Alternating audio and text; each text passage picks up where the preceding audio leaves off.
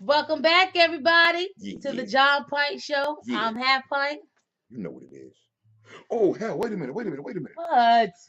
No. Why do you keep acting like you got minutes, John? No, the phone ringing. No. The phone is not ringing. You don't even have it turned on. I got it on vibrate. Listen, what happened was... He does not even have minutes. I got a phone. Listen.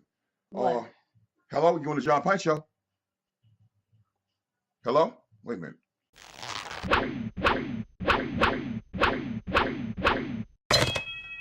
The Jah Pint Show this week will be talking about some things that are very important, not just to hip hop culture, but to society as well, especially our community. Yeah. All right, so week in review. What's poppin'? Well, the first story happens to be about Mike Tyson and him telling off a Canadian reporter who was interviewing him. All right, so week in review. What's poppin'? Well, the first story happens to be about Mike Tyson and him telling off a Canadian reporter who was interviewing him.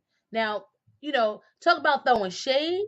This particular interviewer reporter was throwing a whole tree. Okay, yeah. He actually kind of, he invited them on, and they were talking about Mike Tyson's one-man show, and all of a sudden he throws in about the fact that he's a convicted felon, a convicted rapist. Yeah. Right, convicted rapist. Now, all due respect to whatever, the case may be when women are violated, I'm a firm believer that, that no means no, motherfucker.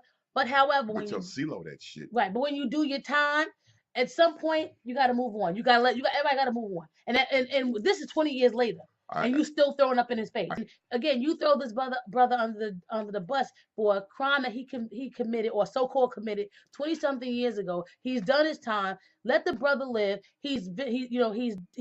How long do I have to answer for this? Right. He's reemerged. He's reinvented himself. And he can even laugh at himself about some of the things that he's been through. So give the brother a damn break. It's not even that. Stop bringing up shit that happened 20 years ago. This is what I'm saying. It's simple. Because when we look at what happened in this past week with Rice and Peterson, at some point, it's not, if the people that they violated are okay with it, who the hell are we to continue to judge these people? Okay, all right.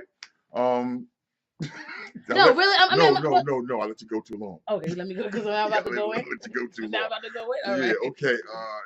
Okay. And in remembrance and the declaration of this being close to our 1 year anniversary. Past our 1 year anniversary? I'm here to present Pint with her first royalty. I just need to know how much of this royalty do you want? I want it all. I want it all. We give you back this much. No, you better give it to me all. Shoot, I deserve it. I make you look good enough to where. Listen. I make you look good enough to where, you know what I'm saying, I deserve it. Now, the other thing, and speaking of Minaj, about Nicki Minaj, we had the video of Ellen, and so, her interpretation of They're laughing at her. Who's laughing at her? Ellen. They're not laughing with her. They're laughing at her. But I mean, She's a bit of a joke. You're absolutely right, but it's done as a joke. So when we look at that, and we look at comedy does that. Comedy becomes racist. That's what I'm saying. That was my next question. And they hide behind, this is my art form. It's comedy. Right. That's about as funny as blackface.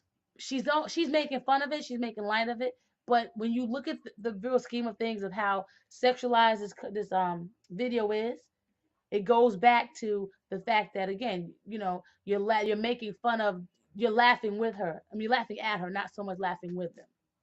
Basically, you know what? And the most important thing about that is when someone like Ellen does that, in all of America is at home. And I mean, the voices that really matter, because those are the ones that are home to watch it, and the reason people don't see it, she's able to do that because she's saying, look, I'm showing you what this girl did, and I'm trying to make it not as vulgar as she did. But I'm gonna make her look like a fool. But please understand, I would never do this. Right. And this is what they're doing.